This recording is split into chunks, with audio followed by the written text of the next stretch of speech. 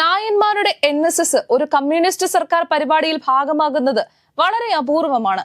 അയ്യപ്പ സംഗമത്തിന് NSS നൽകിയ അനുകൂല സമീപനമാണ് ഇപ്പോൾ എവിടെയും ചർച്ചാ വിഷയം.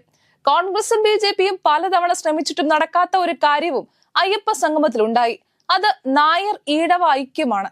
SNDP യോഗവും NSSും വിയോജിപ്പുകളില്ലാതെ ഏറെക്കാലത്തിനു ശേഷം വേദി പങ്കിട്ടതും ഈ അയ്യപ്പ സംഗമത്തിലാണ്. NSSന് ചരിത്രപരമായ രണ്ട് ശത്രുക്കളാണ് ഉണ്ടായിരുന്നത്. ഒന്നാമത്തേത് കമ്മ്യൂണിസ്റ്റുകാർ, രണ്ടാമത്തേത് SNDP. SNDPയോടുള്ള എതിർപ്പ് പഴയ മന്നം ശങ്കർ പോരിൽ നിന്ന് ആരംഭിച്ചതാണ്.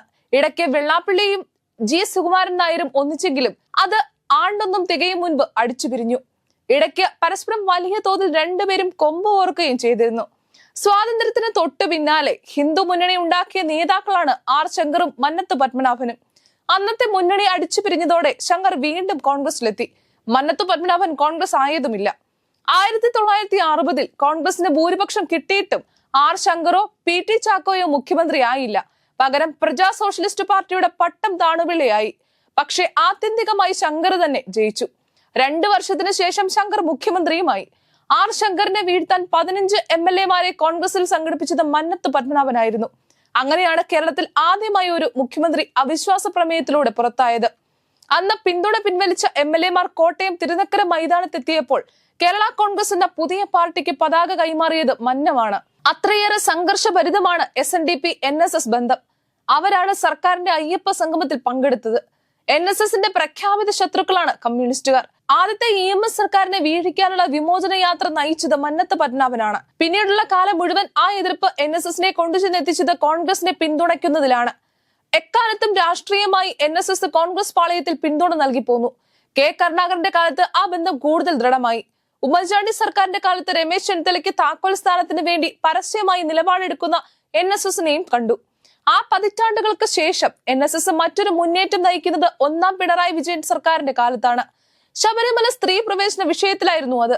റെഡി ടു വെയിറ്റ് പ്രചരണത്തെ തീവ്ര സമരമാക്കി വളർത്തിയത് NSSന്റെ നിലപാടുകളായിരുന്നു. ആ നിലപാട് ആത്യന്തികമായി ഗുണം ചെയ്തത് BJPക്കാണെന്നും വിലയിരുത്തപ്പെട്ടു.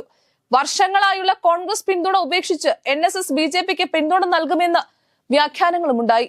സമദൂരമാണ് ആവർത്തിച്ചതെങ്കിലും 2019 ലോക്സഭാ തെരഞ്ഞെടുപ്പിൽ BJPക്ക് നേട്ടമുണ്ടായി എന്ന് വിലയിരുത്തലുണ്ടായി. കോൺഗ്രസ് പക്ഷത്തു നിന്ന് NSS BJP പക്ഷത്തേക്ക് പോകുന്നുവെന്ന പ്രചരണങ്ങൾക്കിടെയാണ് ഇപ്പോൾ സർക്കാരിന്റെ ഒരു പരിപാടിക്ക് NSS പോകുന്നത്.